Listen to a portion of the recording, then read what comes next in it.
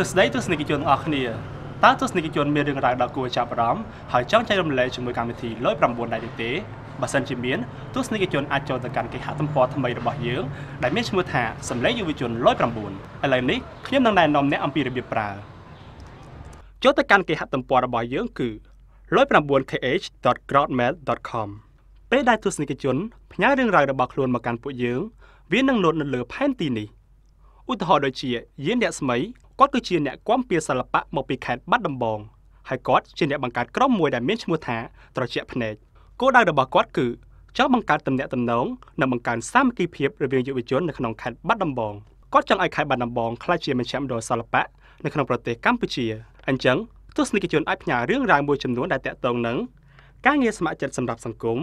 អាជ្ញាធរមូលដ្ឋាននិងការបោះឆ្នោតកីឡានិងសកម្មភាពក្រុមនិងការបង្ហាញពីខ្លួនឯងជាដើម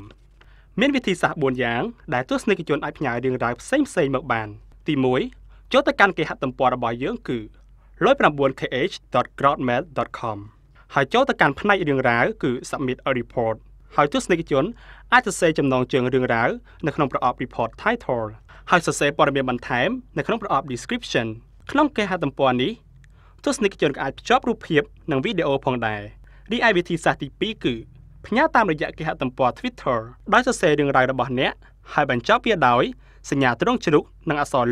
109ឬក៏សញ្ញាទ្រង់ជ្រូកនិងអក្សរ109kh វិធីសាស្ត្រទី3គឺផ្ញើរឿងរ៉ាវរបស់អ្នកមកកាន់ email 109bbcma@gmail.com វិធីសាស្ត្រទី4គឺផ្ញើសារមកកាន់លេខទូរស័ព្ទ097 40 70 775ហើយរបៀបផ្ញើសារគឺគ្រាន់តែសរសេរឈ្មោះរបស់អ្នកដកឃ្លាទីកន្លែងដែលអ្នករស់នៅដកឃ្លាប្រធានបទដែលអ្នកចង់បង្ហាញ